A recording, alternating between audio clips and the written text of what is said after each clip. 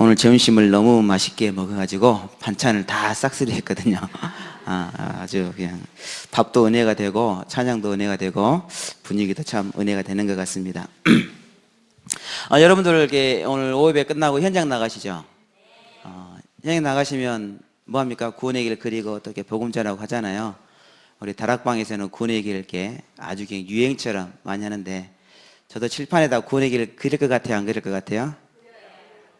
그래서 안 그리기로 했어요. 구원의 길보다는 좀 같은 메시지지만 복음 내용인데 약간 다르게 한번 적용을 좀 해봤습니다. 이야기 들어보니까 우리 창대교회에서도 우리 고3 수능생 7명이라고 하는데 혹시 여기 고3 앉아있는 분 계시? 손 한번 들어보세요. 1명, 2명, 대표적으로 2명 왔어요. 7분의 2. 저희들이 우리 허남지부 대학 선교국에서 어제부터 지금 이제 5주 동안 새내기 학교 이렇게 저희들이 진행하는데 2명은 얼굴이 안 보인 것 같아요. 다음 주부터 꼭 오세요. 토요일 날. 다 이렇게 안내는 드렸는데 아직 전달이 좀 구체적으로 안 되는 것 같습니다. 왜 새내기 학교가 중요하냐면 제가 보니까 고등학교까지는 랩런트들이 뭐 수련회, 신하고 뭐 청신까지는 다 다녀요. 그래가지고 뭐 제자인 것처럼 딱 이제 마음을 놓거든요.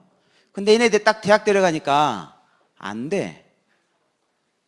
지기 모임 안 와. 다락방도 안 하고 전도학교도 안 오고 수련회도 갈등이 갈까 말 것인가.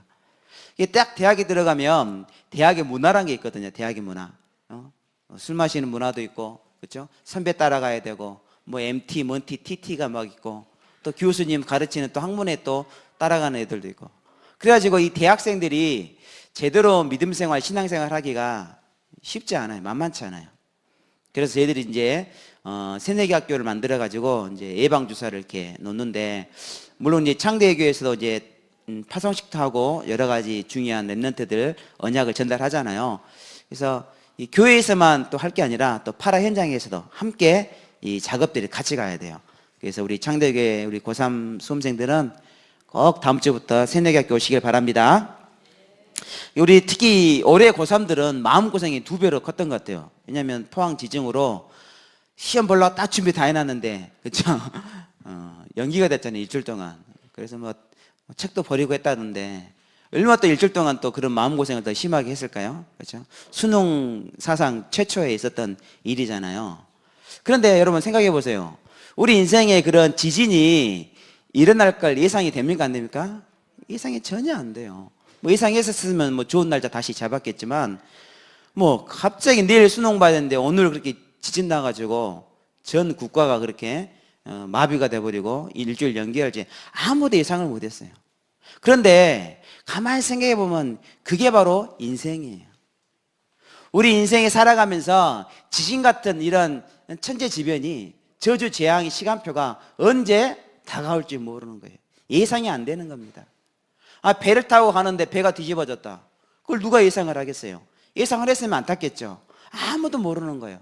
나는 멀쩡히 차선 잘 지키고 규정 속도로 가고 있는데 반대 차에서 중앙도로 침범해가지고 받아버리면 어쩔 수가 없는 거거든요. 한 10몇 년 전에 제 여동생 부부하고 누나 가정이 대구에 있는 이제 셋째 누나 가정에 이제 놀러 갔다가 오는데 토요일 날 88 고속도로, 지금은 이제 중앙 그 도로 경계가 생겼지만 그전에는요 중앙 도로 이게 없었거든요. 분리대가. 갑자기 반대차에서 졸음운전 해가지고 받아버린 거예요. 핸들을 꺾었는데 굴렀죠, 논두렁으로. 굉장히 크게 사고가 났었어요. 그래가지고 제 여동생은 허리가 막 많이 다쳐가지고 1년 동안 고생했는데 그런 사고가 일어날 걸 아무도 예측을 못 한다는 거예요. 그게 인생이거든요. 제가 올해 1월 달에 네팔 선교 캠프를 이제 우리 대학생들과 같이 갔다 왔는데 힌두교 사원을 갔어요. 힌두교 사원. 굉장히 크더라고요. 뭐 네팔은 힌두교 국가니까 뭐 결혼식이다, 장례식이다, 모든 이런 행사들을 사원 중심으로 쭉 하거든요. 이게 보니까 한편에서는 사람 죽어가지고 불태우고 있고 막 이제 시체 들어와가지고 물에다가 씻고 있고 뭐 난리도 아니더라고요. 그런데 쭉 사원을 돌아보는데 한쪽에 이제 거지가 이제 국어를 하는 거예요.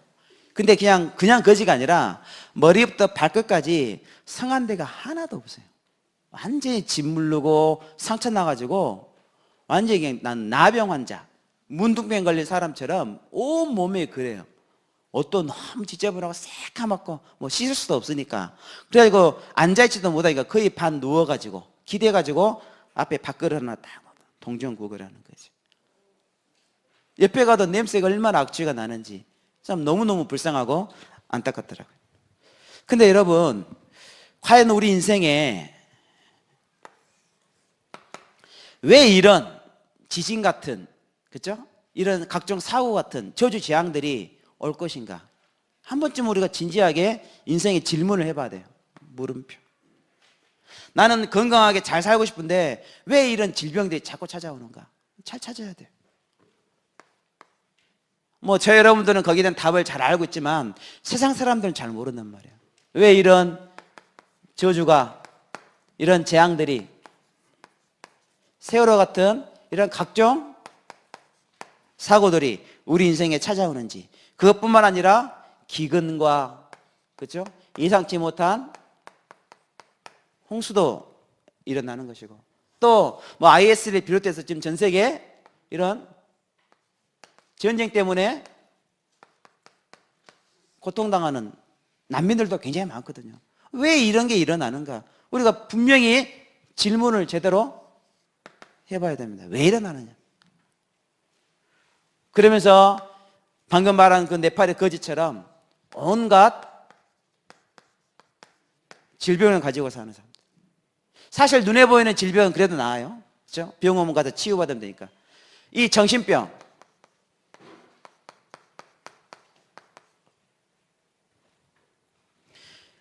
이 정신병은요, 원인도 모르고 고통을 난단 말이에요. 집안에 정신병자 한 명 있으면요, 가족 전체가 이 영향을 받고 힘들거든요.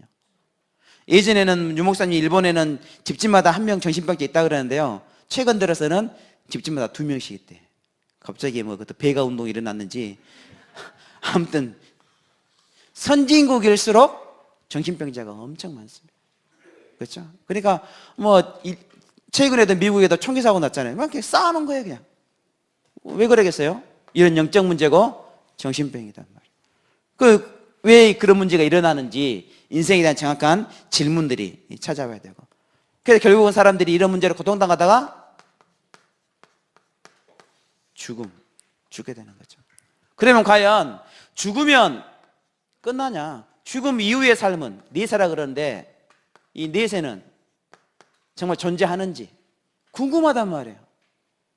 사람이 죽으면 인생이 정말 다 끝나는 것인지, 그렇죠? 많은 사람들이 또 내세를 이야기하는 부분이 있는데, 그럼 정말 내세가 있냐? 천국이 있고 정말 지옥이 있는지, 많은 사람들이 이런 부분들이 궁금해하는 거예요. 그렇죠?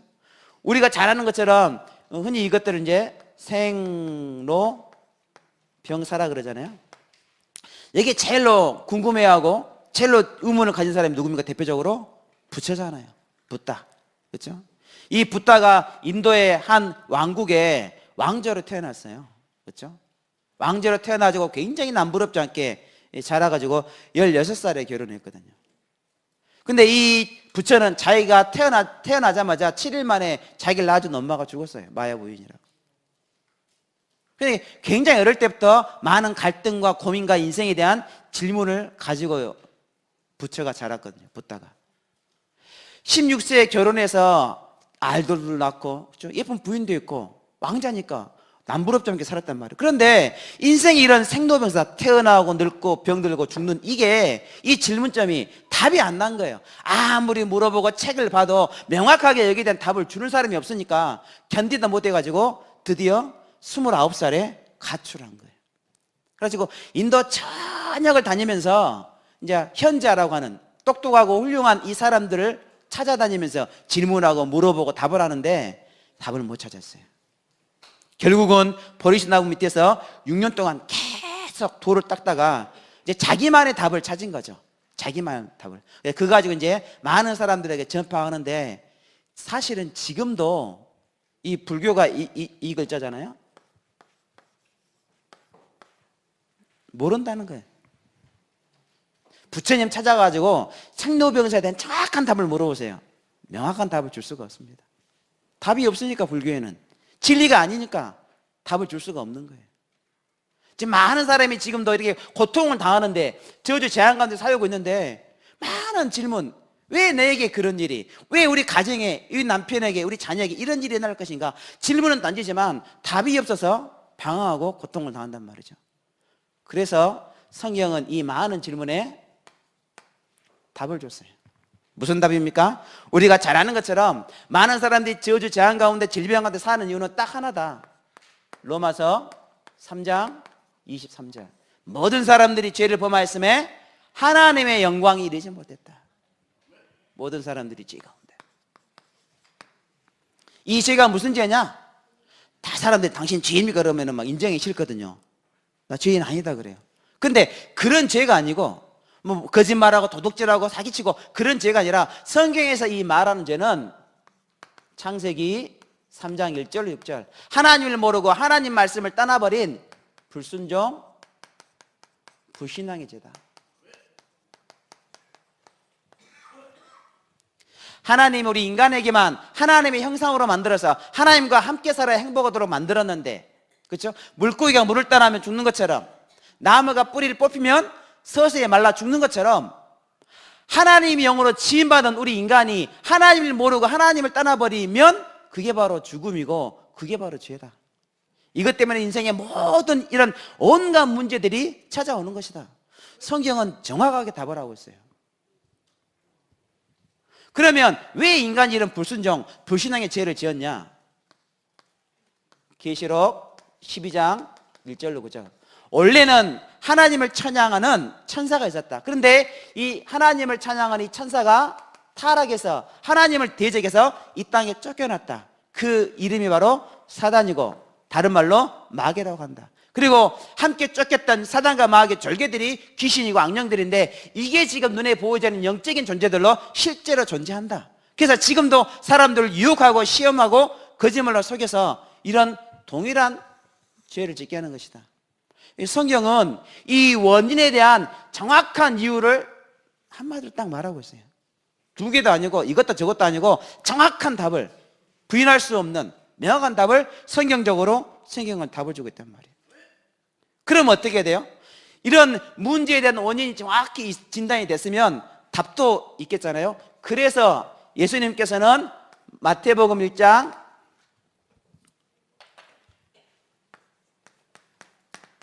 21절에 아들 낳으니 그 이름을 뭐라고? 예수라 하고. 예수 뜻이 뭡니까? 자기 백성을 제주에서 구원할 자입니다. 이 땅에 구원자로 친히 오셨어요. 그 방법은 뭐냐? 마태복음 1장 23절에 임마누엘, 동정녀 탄생이죠. 처녀가 잉태하여 아들 낳으리니 그 이름을 뭐라 하라? 임마누엘 하리라. 동정녀의 방법으로. 그럼 왜 동정녀로 오셔야 돼요? 모든 사람이 죄를 지었으니까 이 죄의 영향을 받지 않으려면 성령으로 완전한 방법으로 오셔야 돼요.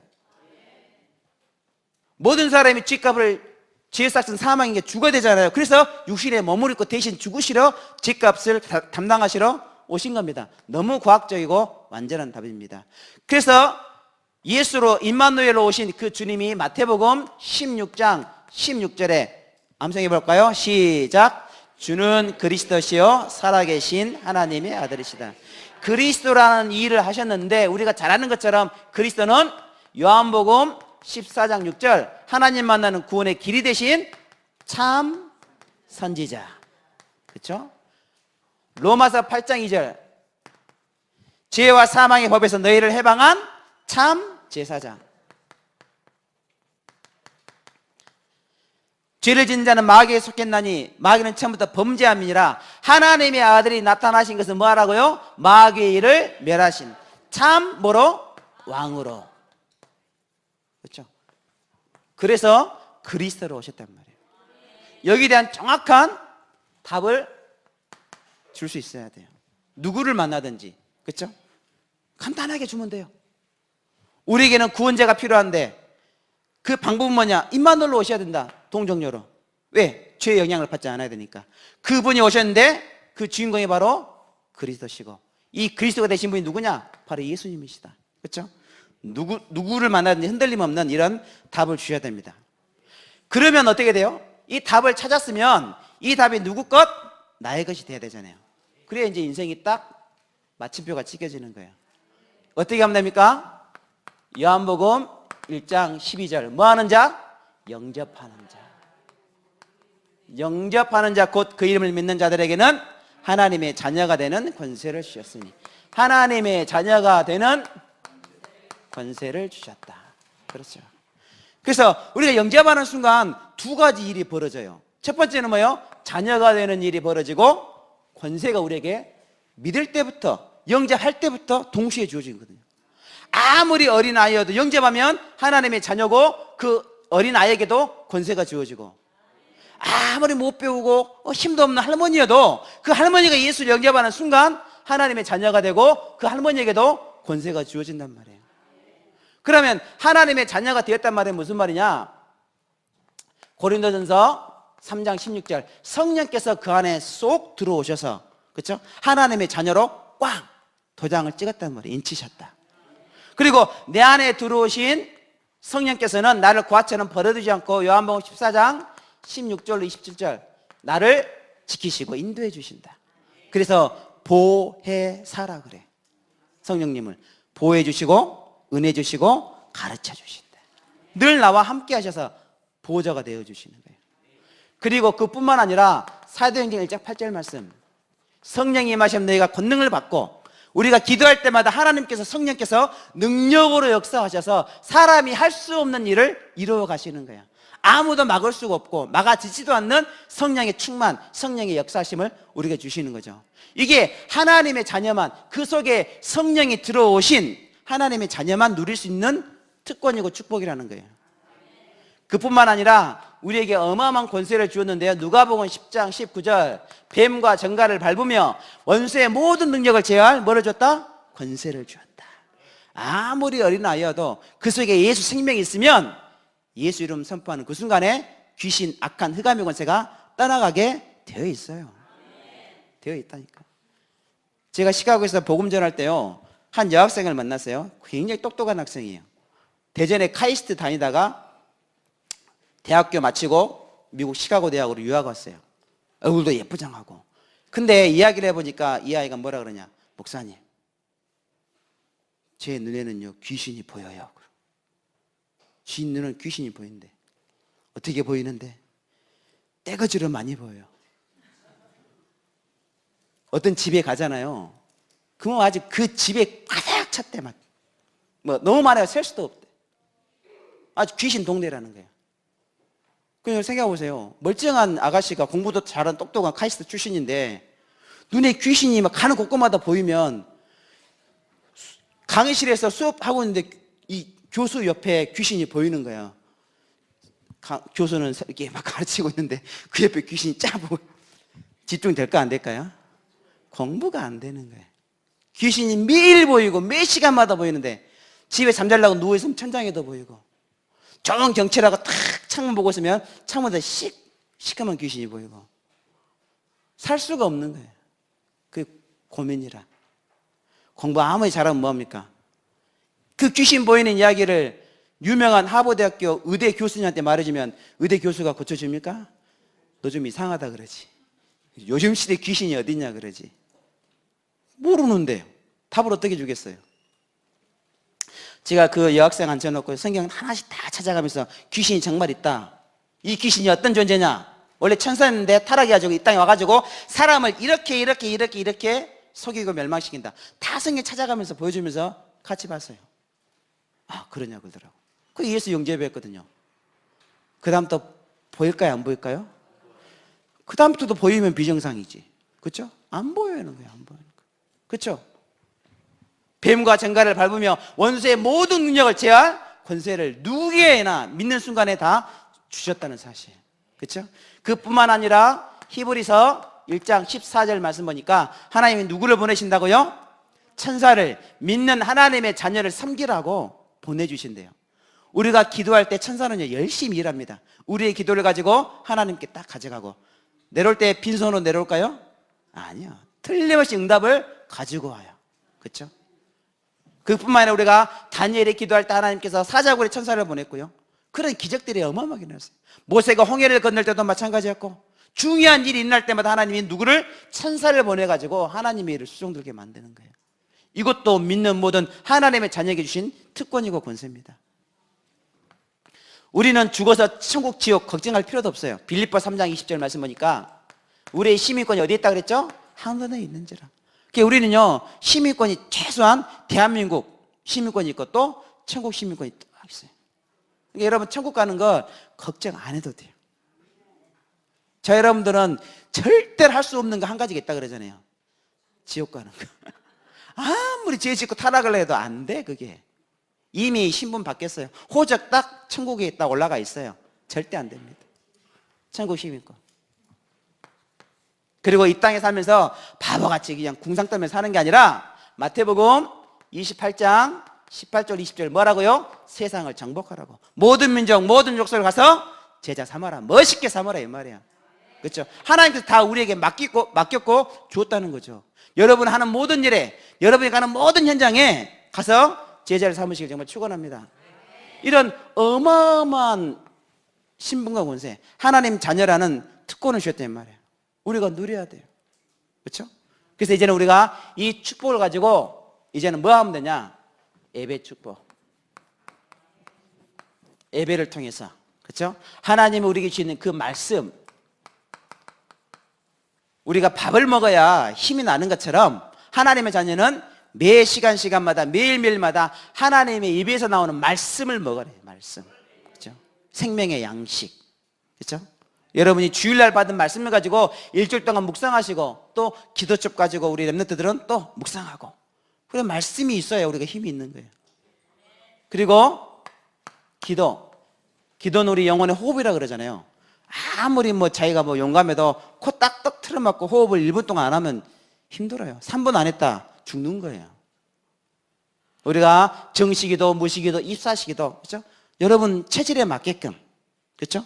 우리가 기도를 통해 가지고 하나님과 깊은 교제를 나누고 하나님 주시는 힘을 얻는 겁니다. 그래서 우리가 하나님을 찬양하는 순간에 영권이 회복되는 겁니다. 진짜요. 여러분이 참 너무 답답하고 힘들어서 입도 안 떨어지고 기도할 힘이 없을 때 이 속에서 울려나는 그 한마디의 그 찬양의 힘이요, 어마어마합니다.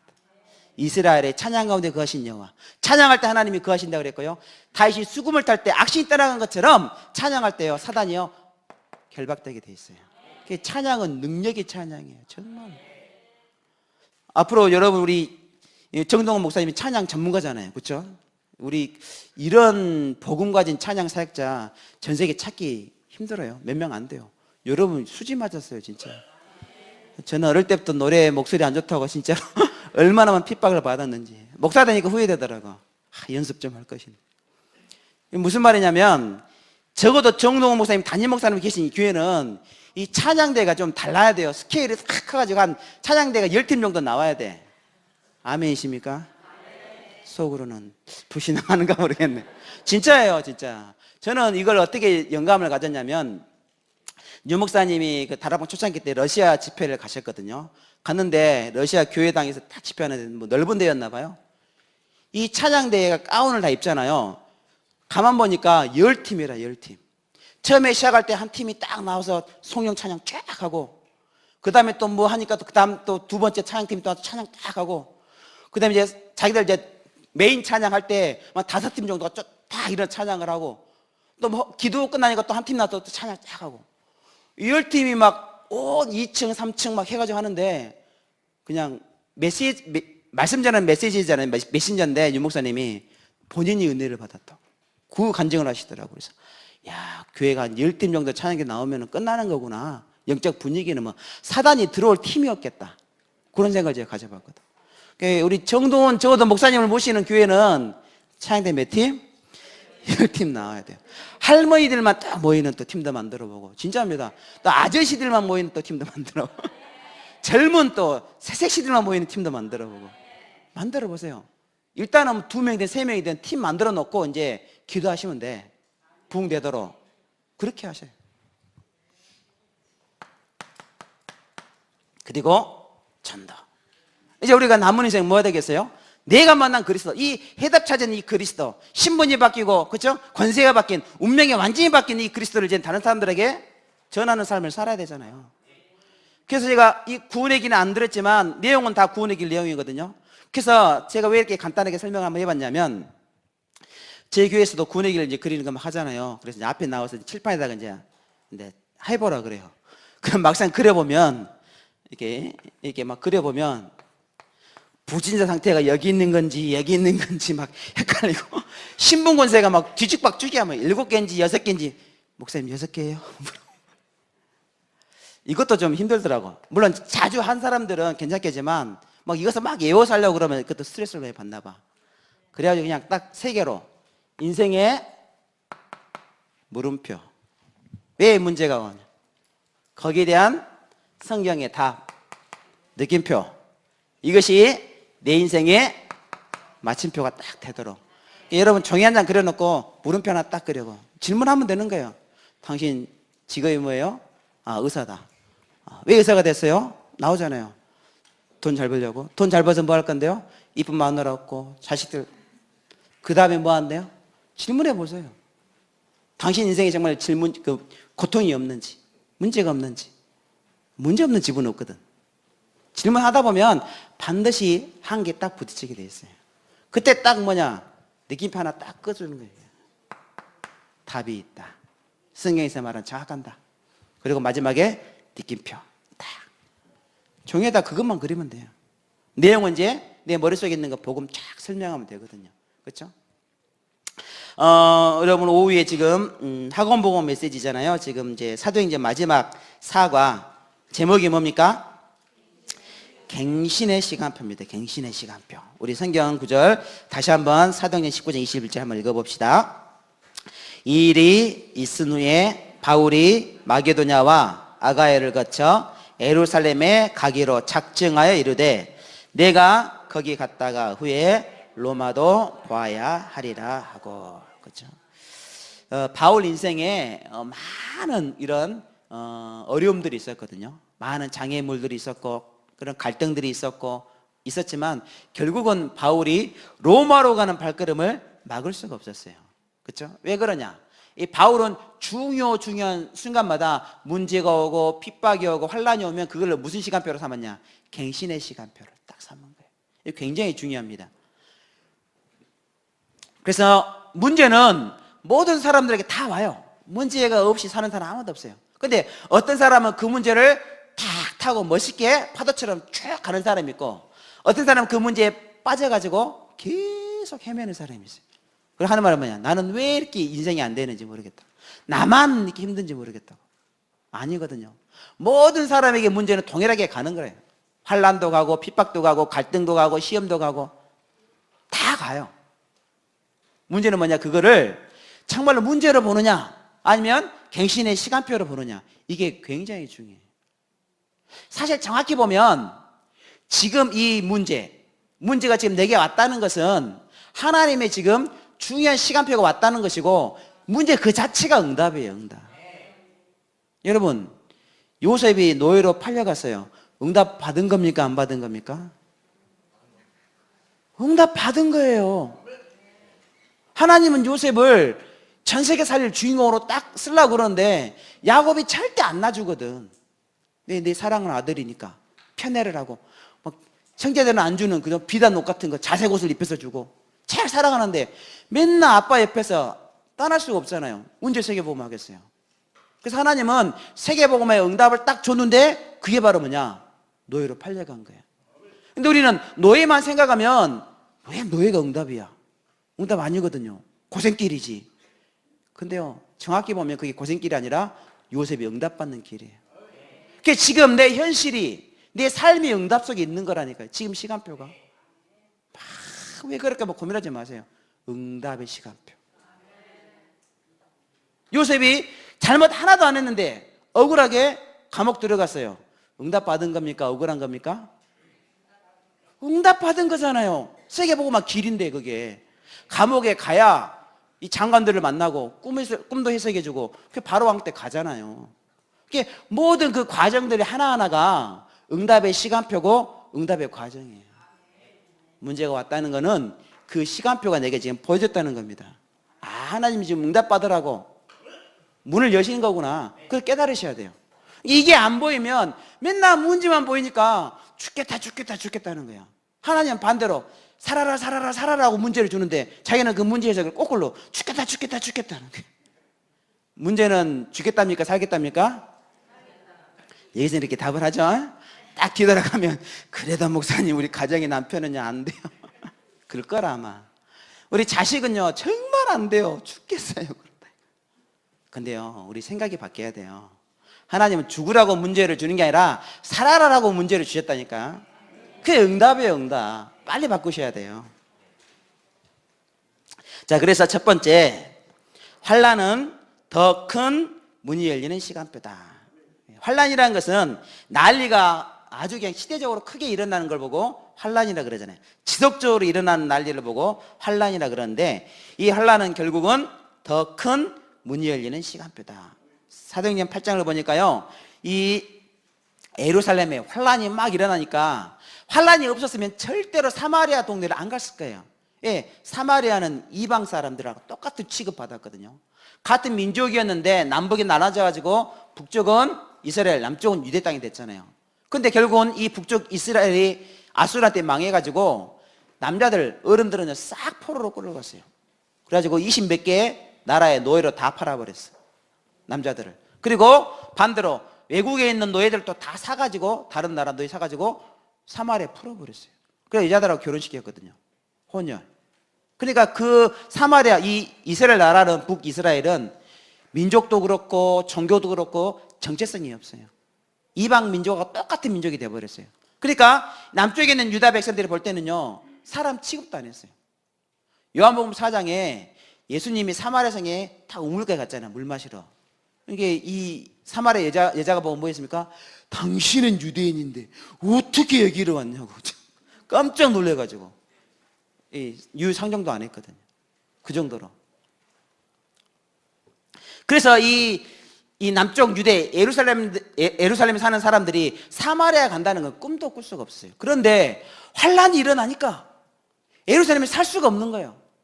예수 믿으면 이 냄새만 맡아도 다 죽여버리니까 도망가야 되잖아요. 할 수 없이 억지로 빌립이 간 겁니다. 환란이 안 일어났으면 절대로 안 갈 땅인데. 그런 게 보세요. 빌립이 집사가 갔는데 가서 예수를 그리스도라고 말했는데요, 그 사마리아 사람들이 일심으로 예수의 말을 듣고, 그렇죠? 그 성에 병든 사람, 귀신 들린 사람들 다 살아나고, 그 성에 무슨 일이 있었더라? 큰 기쁨이 있었더라. 그 성 전체를 완전히 치유해버렸어요. 환란이 아니었으면 갈 수 없는 그 사마리아 땅에 환란을 통해서 빌립 집사 한 명이 갔는데 성 전체를 완전히 뒤집어버리는, 완전히 살려내는 그런 어마어마한 기적의 문이 열렸다 이 말이에요. 두 번째는 뭡니까? 환란은 갱신의 시간표다. 이제는 이 복음이 더 멀리 여러 나라에 증거해야 되잖아요. 그래서 하나님이 더 강력한 환란을 또 주시기 시작합니다. 그래서 사도들 빼놓고는 모든 사람들이 흩어지기 시작했어요. 흩어지다 보니까 어디까지 갔냐? 저기 아시아 가까운 안디옥 같은 그런 동네까지 쫓겨간 거예요. 사실은 그 전에는 안디옥이 그렇게 유명한 동네가 아니었거든요. 가가지고 또 흩어진 사람들이 처음에는 유대인에게만 복음을 전했는데 하다 보니까 이방인, 헬라인에도 복음을 전했단 말이에요. 근데 이게 이제 대박 터지기 시작합니다. 하나님의 원래 목적은 유대인만 복음을 받으라가 아니라 전 세계 이방 사람들에게 다 복음을 듣도록 하는 거잖아요. 근데 이 안디옥에 온 몇몇 제자들이 헬라인에게도 이방인에게도 복음을 전했는데 하나님 너무너무 기뻐가지고 막 대폭발이 일어나기 시작한 거예요. 그래가지고 세운 교회가 무슨 교회입니까? 안디옥 교회. 안디옥 교회. 그러니까요 완전히 시스템이 바뀌기 시작했어요. 그래서 하나님은 사도행전 11장을 기점으로 해가지고 이제는 예루살렘 교회를 더 이상 쓰지 않고 안디옥 교회를 들어가지고 세계복음을 하시는 거예요. 마게도냐, 아가야, 로마 전역을 복음운동하는 교회로 축복하시는 겁니다. 베드로가 옥에 갇히니까 교회가 집중으로 기도해서 대적 헤롯 왕이 꺾이는 시간표가 일어나게 됐고요. 또 하나님이 기적을 통해서 베드로가 풀려나는 또 역사를 또 보게 되었습니다. 그래서 완전히 또 교회가 새로워지는 갱신한 시간표가 되어졌고요. 결국은 안디옥교를 통해 가지고 5인 1조 팀이 세워지고 선교사로 최초로 파송이 되기 시작했어요. 완전히 교회가 새로운 바람이 불기 시작한 거죠. 세 번째, 환란은 바로 뭐냐? 새로운 전환점의 시간표다. 그래서 성령의 보내심을 받아가지고 바울과 바나바가 팀이 돼서 지구 역사상 최초로 선교팀이 구성되어지고 또 선교사로 정식으로 파송이 된 거예요. 성령께서 감동을 주셔서 바울과 바나바가 팀이 돼서 갔고요. 또 이 사람들이 자기들은 아시아로 가려고 했는데 문을 계속해서 막으셔서 결국은 어디로 갔습니까? 마게도냐로. 그렇죠?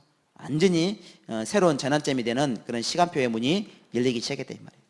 그리고 마게도냐뿐만 아니라 이제는 아시아의 가장 큰 거점이었던 에베소가 아시아의 중심 도시였거든요, 그 당시에. 그래서 이 에베소에 하나님은요, 바울을 통해 가지고 12명의 제자가 세워지고 또 이 에베소에도 성령께서 초대교회 마가다락방에 임했던 똑같은 성령의 이 방언의 역사가, 그런 성령의 능력의 부으심이 있어 가지고 또 전도운동할 수 있는 그런 에베소의 큰 전도 역사가 일어나는 것들도 볼 수가 있게 됐고요. 결국은 또 두란노 소원까지. 그래서 2년 동안 말씀 운동했는데 아시아에 사는 자는 유대인이나 헬라인이나 다 주의 말씀을 듣더라.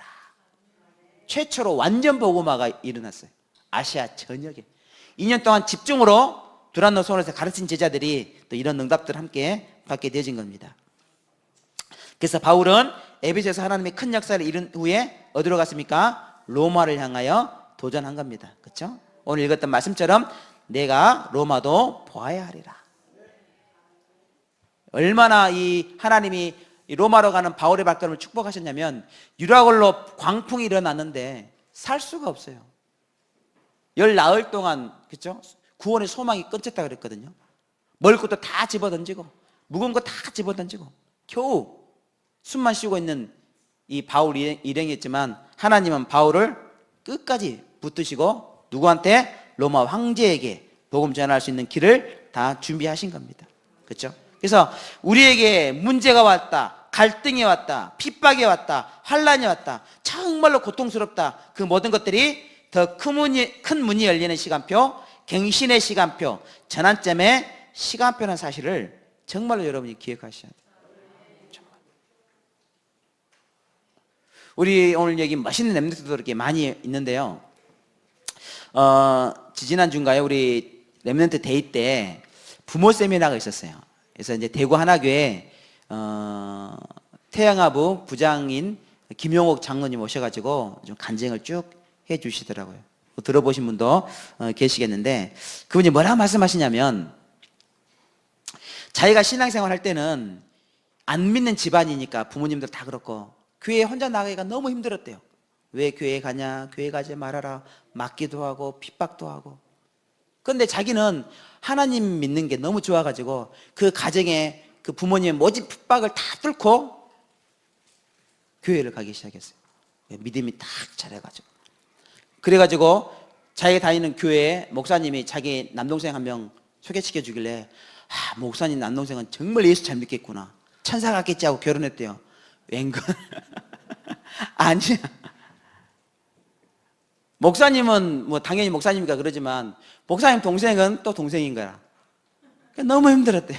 억지로 일주일에 그것도 딱 한 번, 주일날만 오전에만 교회 딱 가고 수요예배도 못 가게 하고 금요 기도도 못 가게 하고, 자기는 새벽기도 너무 좋은데 새벽기도 절대 못 가게 하고 너무 힘들었다. 그래가지고 그 이제 장로님이 한이 돼가지고 이제 자녀를 낳잖아요. 자기가 자랄 때는 교회 가는 것 때문에 얻어맞고, 그렇죠? 교회 가는 게 너무너무 힘드는데 반대로 자기 자녀들은 이제 교회 안 나가면 죽이는 거예요. 그냥 뭐 배가 아파도 가야 되고 무슨 일이 있어, 교회 안 나가면 반 죽였대. 근데 뭐라 그런지 아세요? 목사님 있잖아요, 희한한 게 자기는 핍박 받으면서 자랐는데 핍박 받으니까요 진짜로 믿음 붙잡게 되고, 오히려 자기 자녀들은 교회 안 가면 때려 죽였는데 이 아들이 믿음이 안 들어가고. 희한해요. 목사님 왜 그럴까요? 난 그 말 들으면서 또 깨달았어요. 핍박이 복이구나. 진짜요. 그래서 제가 한편으로는 우리 자식들을 그럼 핍박을 해줘야 되나? 핍박이 없으니까 우리 자녀 렘넌트들이 좀 믿음이 안 자른 것 같기도 하고. 이게 좀 이렇게 갈리면 그인 것 같아요. 어쨌든 간에 우리가 신앙생활 하면서 핍박이 오고 환란이 오고 고통이 오는 건 진짜입니다. 진짜 축복이에요. 정말 축복이에요. 하나님께서 새로운 문이 열리고 갱신하고 전환점이 되는 중요한 축복의 시간표라는 사실들을 정말로 기억하시길 축원합니다. 그래서 여러분이 결론적으로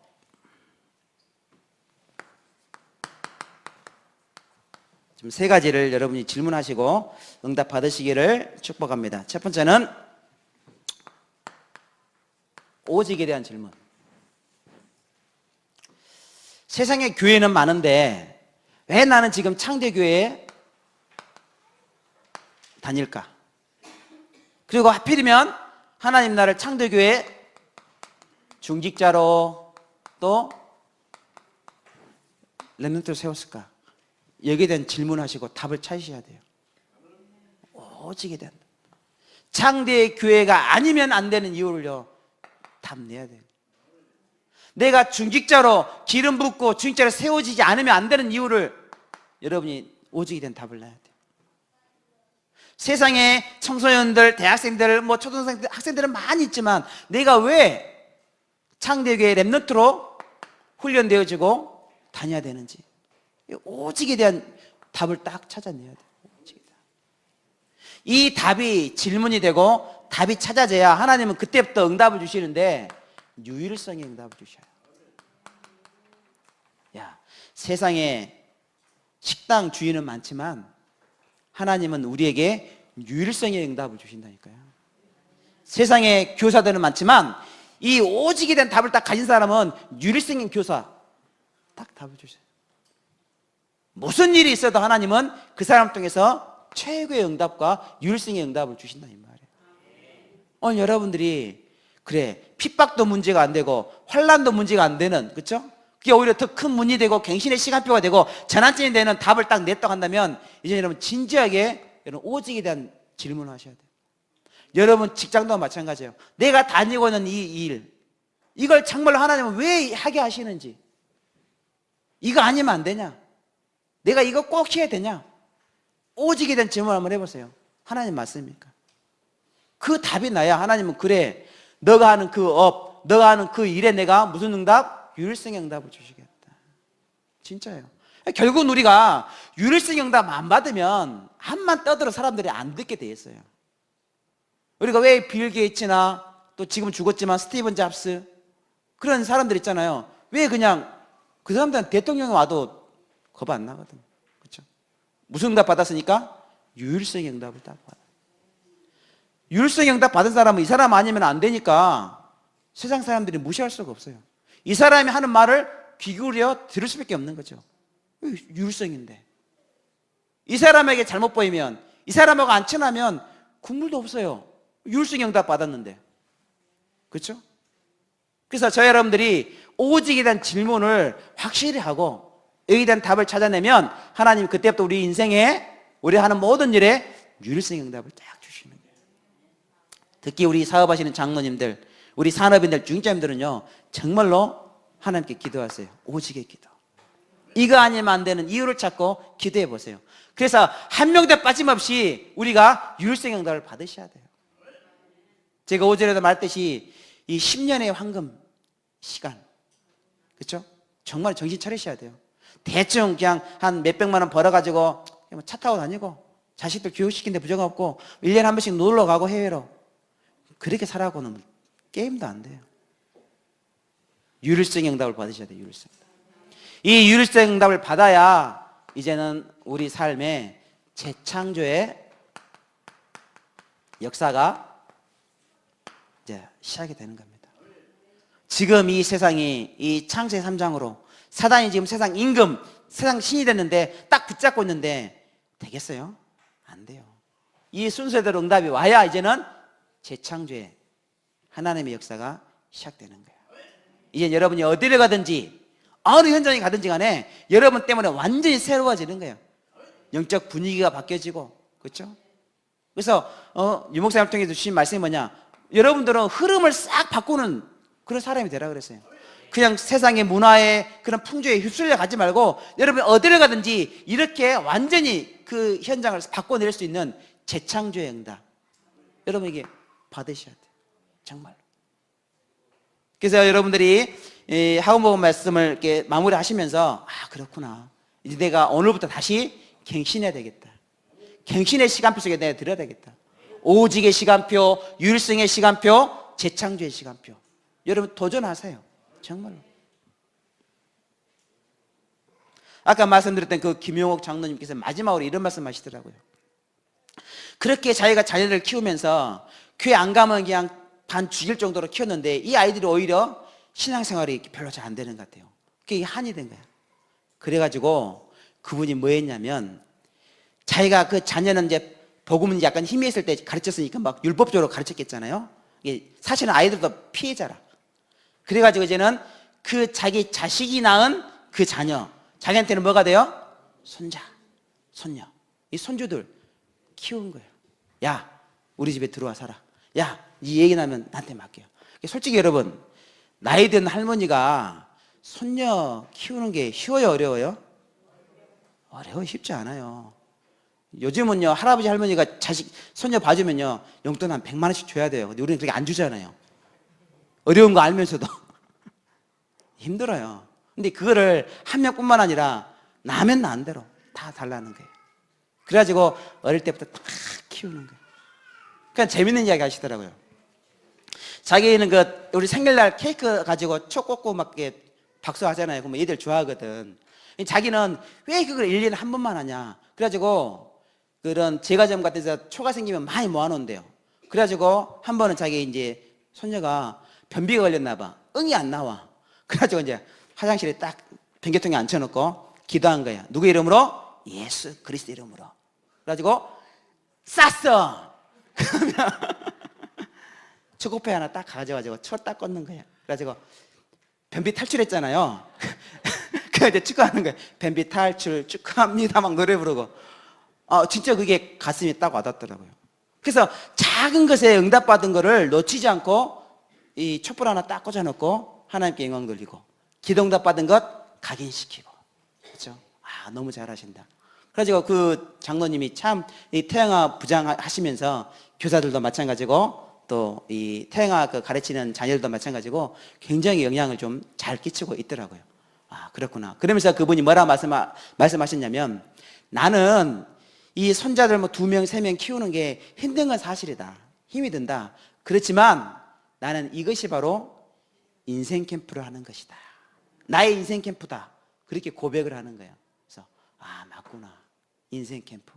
우리가 캠프 한다고 멀리 그냥 가가지고 막 듣지도 않은 사람 막 꼬셔가지고 복음 전하는 것도 캠프 맞지만 내 삶 속에서 내 하고 있는 일, 내가 있는 현장 속에서 복음을 누리고, 그렇죠? 정말로 복음이 복음되도록, 그렇죠? 우리가 해야 되잖아요. 인생 캠프 굉장히 중요한 것 같더라고요.